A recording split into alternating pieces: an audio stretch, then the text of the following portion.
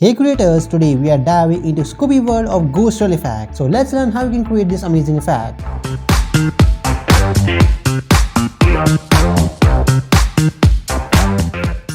Firstly, select your layer. Now press Alt and drag it about to make a duplicate of it. Now extend your clip a little bit and drag it forward or backward to get a nice delay.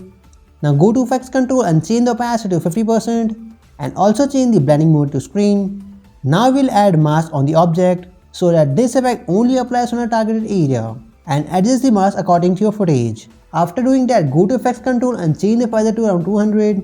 Now go to Effects panel and search for Echo Effect and drag and drop this effect to a timeline. And it's done. Your amazing ghost trail effect has been ready and you can use this in your next video. And if you want this particular video for practice, the link is in the description, you can check it out. And if you learn anything new, then hit a like button, subscribe to the channel for more amazing tips. So I'll see you in the next video. Till then, keep creating and make your amazing effects.